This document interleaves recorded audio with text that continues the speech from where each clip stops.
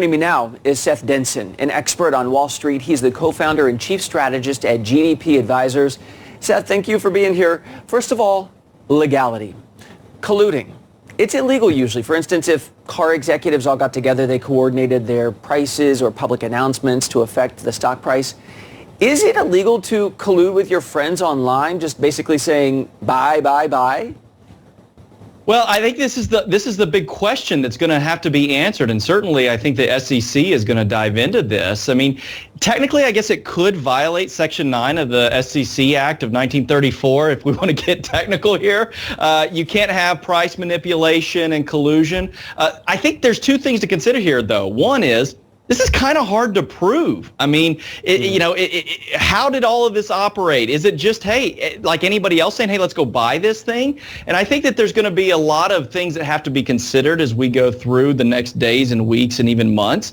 But certainly the SEC is probably going to look at this and say, with social media influence and the ability to coordinate and collaborate, could there be market manipulation? Market manipulation is certainly illegal, but proving it in this case might be quite difficult.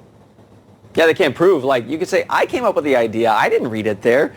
Robinhood is getting pounded for stopping users from buying these stocks. Congress people are tweeting about this. Is it legal for stockbrokers or, let's say, an app to refuse to trade certain stocks?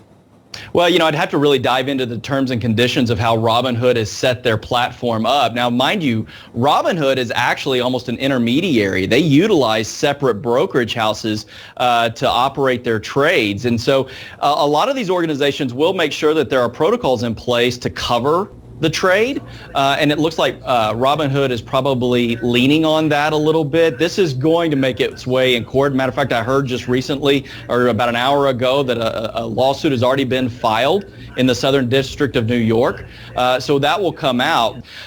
But certainly there's an optics problem here. Right? So much like Twitter, who says, hey, we're a platform that allows you to operate independently. I think that that's going to be the big challenge for them going forward, especially if I put money into this and now I want to utilize my money in a way that I see fit. Now it'll be interesting to see how that plays out.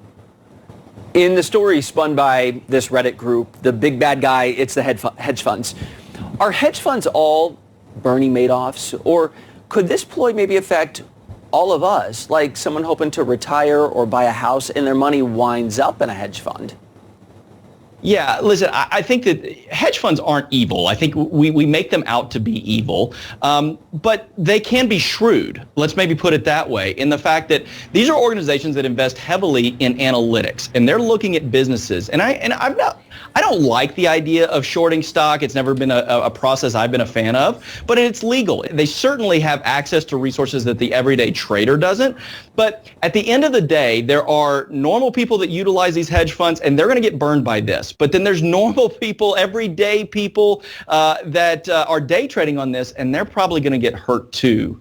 The gamification process that Robinhood adopted, it was almost playing off of endorphins, I think, and emotion. And that's a scary thing. To invest, you need to be engaged. And if you're not engaged, you need to hire someone that is. And if you're not doing either of those, don't invest something you're not willing to lose. That's called gambling.